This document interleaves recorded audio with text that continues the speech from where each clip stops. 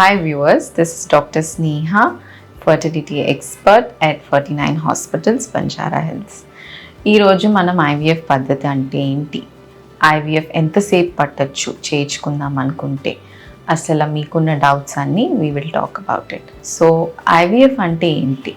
IVF అంటే ఒక ఉమెన్లోని మనకి ఎగ్స్ తీసుకొని బయటకి తీసుకొని బెస్ట్ ఎగ్స్ అన్నది తీసుకొని మ్యాన్లోని మనకి స్పర్మ్స్ అది వీరకణాలు బయటకు తీసుకొని బెస్ట్ క్వాలిటీ తీసుకొని రెండు కలిపి దట్ ఈస్ అవుట్ సైడ్ అండి ల్యాబ్లో కలిపి ఒక ఎంబ్రియోని ఫామ్ చేసి ఆ ఎంబ్రియోని తిరిగి మనం గర్భసంచిలో పెట్టే ప్రాసెస్ని IVF అంటాం.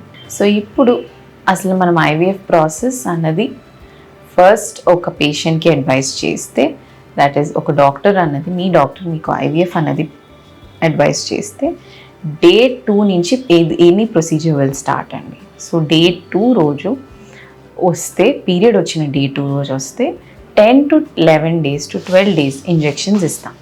ఆ 10 to 12 days ఇంజెక్షన్స్ అన్నది ఇచ్చేది మన ఫాలికల్ ఇంక్రీజ్ చేయడానికి. So this is the first step అండి. ఫస్ట్ స్టెప్ ఓవేరియన్ స్టిమ్యులేషన్ అంటాం దీన్ని. సో ఎగ్స్ పికప్ చేయడానికి ఫస్ట్ ఫాలికల్స్ అన్నవి ఇంక్రీజ్ చేయాలి. సో ఇంజెక్షన్స్ అన్నవి 1 to 10 days ఇస్తాం.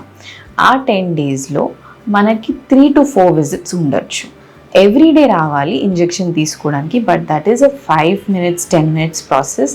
అండ్ మీకు ఏ టైం కావాలంటే ఆ టైం రావచ్చు. So that you don't have to restrict your work or office time కానీ anything cannot, you don't need to skip it. So ఆ 3-4 times స్కాన్ అన్నది ఉన్నప్పుడైనా బ్లడ్ టెస్ట్ ఉన్న రోజులు కానీ ఏమవుతుందంటే మీ స్టే ఇన్ ద హాస్పిటల్ కొంచెం ప్రొలాంగ్ అవుతుంది.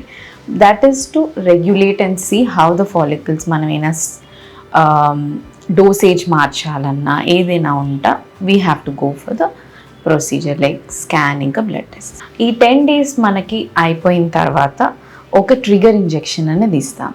ఆఫ్టర్ ద ట్రిగర్ ఇంజెక్షన్ అండి 36 hours తర్వాత egg pickup, that is the second step in IVF. Egg pickup చేస్తాం. Egg pickup is also a very small procedure. మనకి చిన్నగా మత్తు ఇస్తారు, దట్ ఈస్ ఎనస్థీషియా ఇచ్చి painless without anything and scars కూడా ఏమీ లేకుండా కింద నుంచే ప్రాసెస్ అంతా. Eggs will be picked up from the ovaries అండి.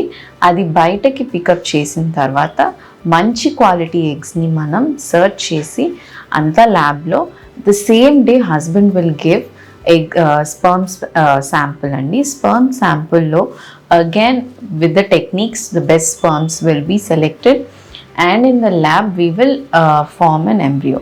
అది day 3 అవ్వచ్చు, day 5 అవ్వచ్చు. day 3 embryos or day 5 embryos. ఈ day 3 day 5 embryos అనేది మనకి 2 types. ఇప్పుడు next step embryo transfer can be even fresh transfer అండి, లేకపోతే ఫ్రోజన్. ఈ ఫ్రెష్ ట్రాన్స్ఫర్ అనేది ఓన్లీ 20 to 25% పీపుల్కి చేస్తాం. ఎందుకంటే ద సేమ్ సైకిల్లో ట్రాన్స్ఫర్ అన్నది will be very difficult because the hormones will be different and the ovaries lo manaki follicles increase chestam ganaka they will all be big. So women should be ready to carry the embryo again and go for the pregnancy. So the body should be ready. adannadi everyone ki undadandi. So manaka 20% people who are okay, who are hormones are all correct, everything is in correct list, we will go for the fresh transfer. మనకి అందుకే we will freeze అండి embryos whatever have formed, we will freeze it and then we will next period cycle వచ్చినప్పుడు మనం transfer చేస్తాం. So ఇప్పుడు మనం first two steps that is ovarian stimulation and egg pickup అనేది సైమల్టేనియస్గా అయిపోతాయి 15 days ప్రాసెస్లో. బట్ నెక్స్ట్ ఎంబ్రియో ట్రాన్స్ఫర్ అనేది depends upon person to person.